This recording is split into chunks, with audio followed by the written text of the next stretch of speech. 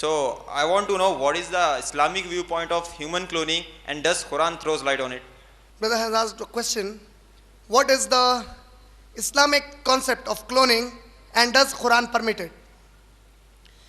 Brother, cloning is a recently developed media hype event where the scientists were so happy to say to the people, you see, you people believe that God created, now we have also created. We have cloned now. So basically, they are taking the masses for a ride. The word cloning itself is different from creating. The Arabic word for creation is khalaqa. And one of the attributes of Allah subhanahu wa ta'ala is khaliq, al-khaliq, the creator. No person can be a creator unless three attributes fit in him. The first one itself fail all the scientists to become the creator. The scientists, all the human beings put together, all the creation put together cannot bring the first attribute.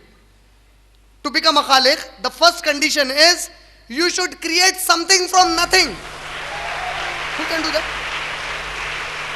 The second condition is to create something from something. Yeah, the human can do that.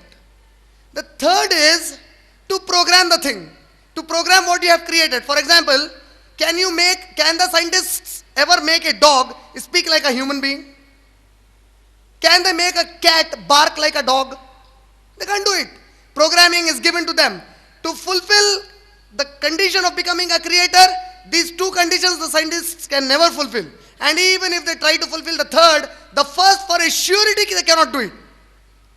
So becoming al-khaliq by the scientists is impossible.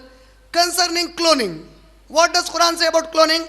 Allah said in Surah Nisa, Surah number 4, ayah number 119, 119, do not do things against the nature.